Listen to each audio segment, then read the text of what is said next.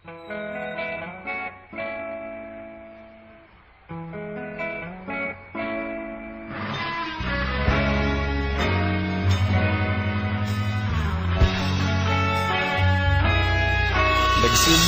ang lahat sa eskwela, nagsama-samang 12 sa kalokohan at sa tuksuhan, hindi maawat sa isa't isa.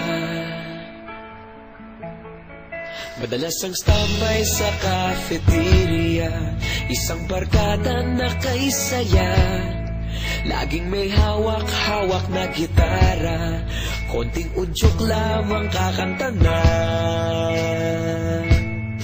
Kay simple lamang ng buhay nun, walang mabibigat na suliranin, problema lamang laging kulang ang datong. Sana napunta ang panahon? Sana nga ba? Sana nga ba? Sana napunta ang panahon? Sana nga ba? Sana nga ba? Sana napunta ang panahon? Sa unang ligaw kayo'y magkasama, magkasabwat sa pambobola, walang sikreto kayong tinatago, okay sarap ng samahang barkada. Nagkawatakan na sa kolehiyo, kanya-kanya na ang nilakaran, kahit minsanan na lang kung magkita, pagkakaibigay hindi nawala.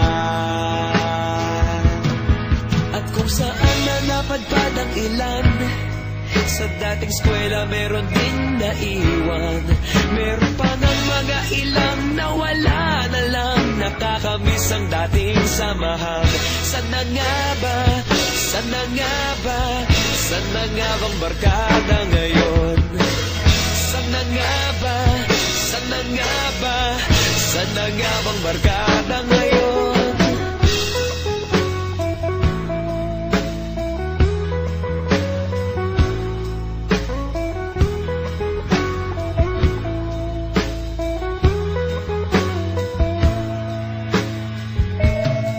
Ilang taon din ang nakalipas, wala pa sa aming tatay na nagsusumikap upang yumaman at guminhawang kinabukasan.